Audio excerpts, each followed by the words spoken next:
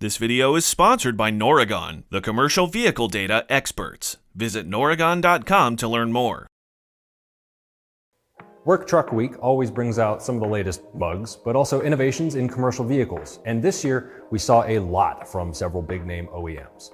I'm Kevin Linger, and I want to start our on-the-road journey with Freightliner Custom Chassis Corporation, which was rolling deep with a display that highlights versatility, technology, and the power of choice.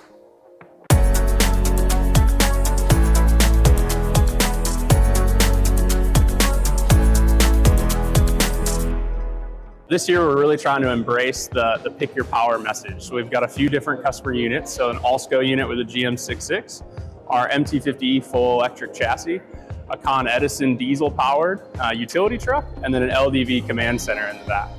Wolff walked us through the booth, starting with a diesel-powered Con Edison truck. Built on an MT55 chassis with a Utilimaster body, this truck is a mobile workstation designed for underground power crews in New York City. There's some specialized equipment for those underground power crews, and then we've got all the LED lighting. This unit is set up with our digital display, and this does have our 360 cameras. So there in the middle where the speedometer is, when you flip the turn signal, you'll see that left view or right view, and it also gives you the front and rear. Shifting gears from utilities to emergency response, FCCC also showcased an LDV-built mobile command center and a shell from Morgan Olson. They generally use these for SWAT teams, or for mobile police operations, but also use mobile medical applications, or even something like a bookmobile. For more routine operations, this all-SCO uniform truck is set up for linen service, running on the MT45 chassis with the GM 6.6-liter gas engine. That's really the message of our booth, is pick your power. We have the options, whether it's diesel, gasoline, or electric, to offer for the customer base. As we entered into the electric space several years ago, we took our standard platform on our chassis and we converted it over and moved it to the electric platform. So it's really developed because of our engineering team took a purpose-built chassis.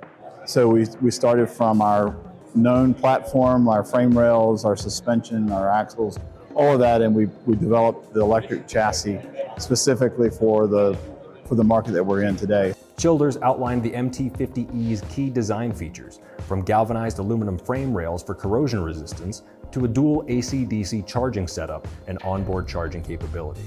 This also has a new feature for us, and that is that we've gone from a solely DC charge standard to an AC charge, DC charge option. Okay. So what you see here is the new charge port cable for that, plus this is the OBDC, which is the onboard charger that allows us to charge AC as well as DC. And that can charge up to around 19.2 kilowatts of AC. In this setup, what is the estimated kilowatt hours we're going to get? This right here is 164, and it'll probably do between about 120 miles in range. Okay. So on the 264, it'll get up to about 180. While electric PTOs aren't part of the platform yet, FCCC is offering a range of wheelbases, from 178 to 208 inch, and has built-in cold weather readiness. So these galvanized aluminum frame rails help prevent against corrosion. So that's a big piece in those environments where you have a lot of cold weather, salt on the roads, things like that. So that is a very important part of what we're doing here with this galvanized frame rails. We have heaters that heat and cool the batteries.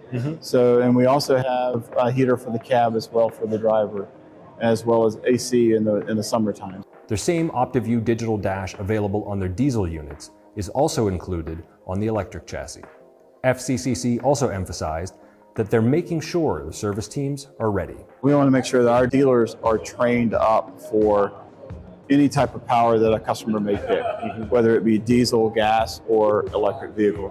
And so we go to a very extensive training program with our dealers to make sure that they have the right tools to diagnose an electric vehicle, as well as to repair should there be anything that needs to be replaced or repaired on this. The big piece of that is the diagnostic side, and that is because it is an electric chassis.